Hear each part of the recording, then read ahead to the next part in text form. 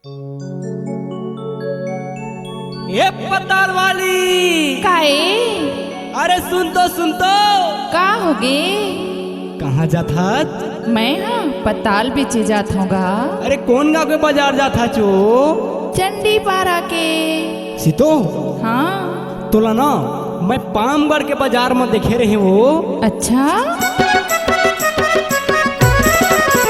तोला देखे रहे पामगढ़ बाजार में, तोला देखे रहे पामगढ़ बाजार में।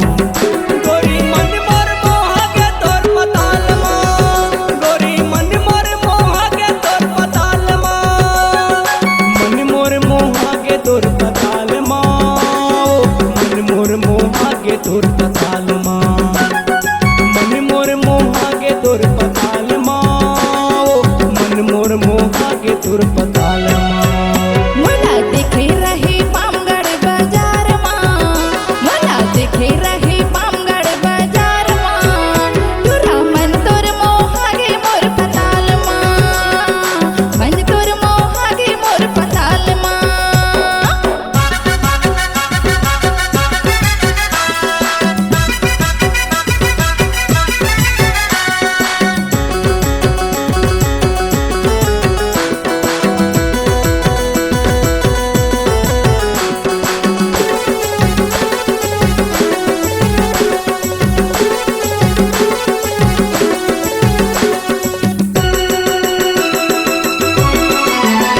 हाँ, 10 रुपया किलो मते दे पताल वो।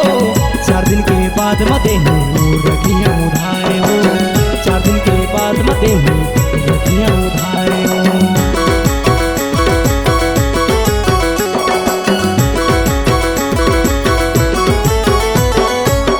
नगदी लेबे तभे मोर किरमया नागा, उधारी नहीं देवाओ दुरिहा जानागा, उधारी नहीं देवाओ दुरिहा जानागा। ये रहे पामगढ़ बाजार में, तोला ये रहे पामगढ़ बाजार में। गोरी मन मोर मोहा के तोर पताल में, गोरी मन मोर मोहा के तोर पताल में।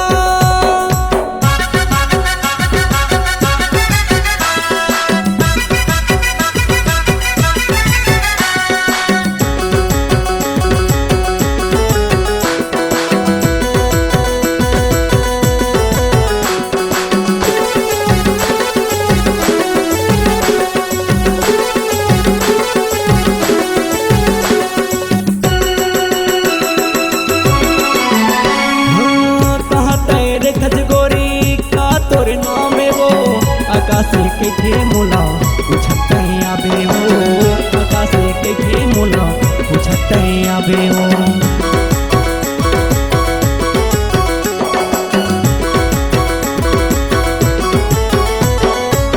जांजगीर जिला हवे पामगढ़ थाना गा, चंडी पारा बेचे जाता अनीता नाम हेगा, चंडी पारा बेचे जाता अनीता नाम हेगा। ये रहे पामगढ़ बाजार में, तोला ये रहे पामगढ़ बाजार में। गोरी मन मोर मोहा के तोर पताल में, गोरी मन मोर मोहा के तोर पताल में, मन मोर मोहा के तोर पताल में, मन मोर मोहा के तोर पताल में, मन मोर मोहा के तोर पताल में, मन मोर मोहा के तोर पताल।